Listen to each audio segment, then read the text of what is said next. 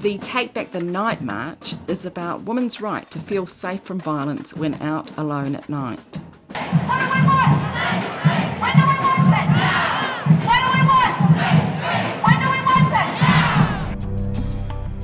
Groups like the Western Springs Young Feminist Club invite young women and young men to question the drivers in sexist culture today.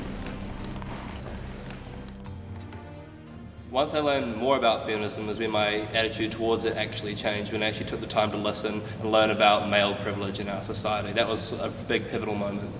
We started the group because we saw issues within our school that we felt needed a voice behind them. I'm a feminist because I believe in equality between all genders. Our society is sexist. I've been manager of the Auckland Women's Centre for 10 years, and over that time feminist issues have become more urgent. Women are blamed for rape because of what they wore, or how much alcohol they drank, or who they went out with. We need to challenge this rape culture and educate our young people. Our children are going to grow up in a world where information is so readily, so freely and so easily available to them in every aspect of their life. But that is a double-edged sword in terms of you get all this great content, but then obviously there's always going to be a large massament of questionable content as well.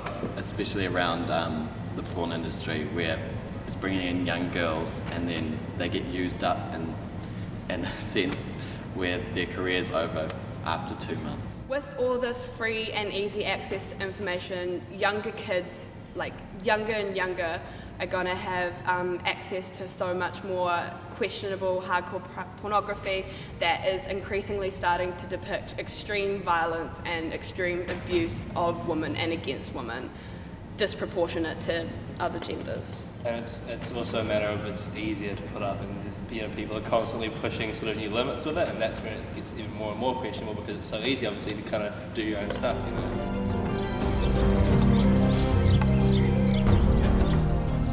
We want to celebrate sexuality.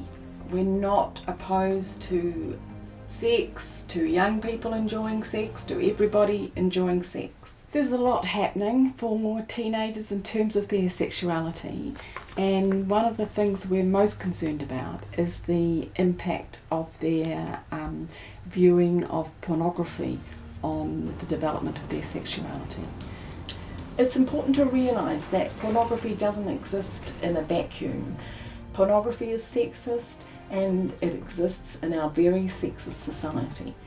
It's of great concern that children have access to pornography when that's not even what they're looking for.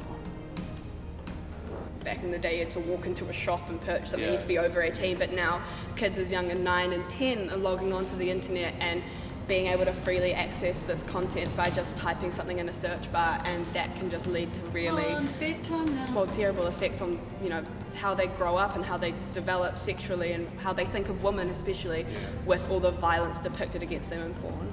Most porn is objectifying women, and that's like there's no way that you can escape that except through it being shown as consensual or not glorifying like rape scenarios essentially. Yeah, and a lot of the violent porn is coming along with glorifying, having sex with women who are passed out, who are tied up, who are saying no. And that thing about, you see in the scenarios with the woman acting, she's acting, but she's saying no and they keep going, and that's just going to keep perpetuating rape culture in our society and hurting how our young men see young women.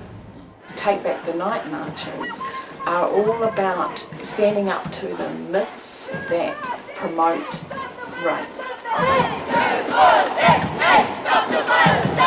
When women's rights are under attack!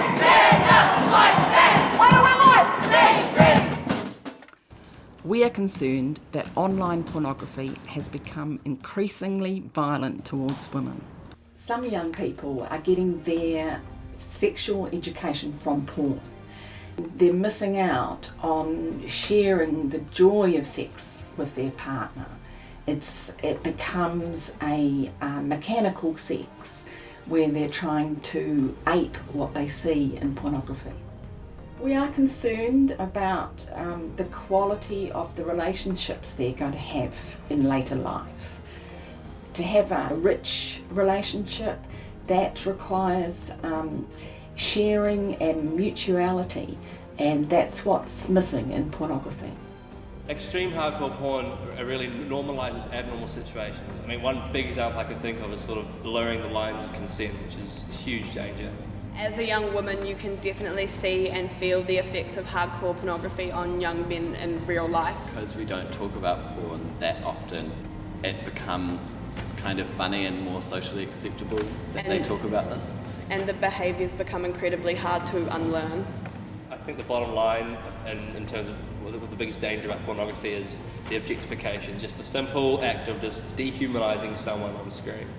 Feminism is an issue that will never be irrelevant to me. We are thrilled to see more young men become involved with feminist issues and stand up to the sexism and misogyny that is playing out on our computer screens.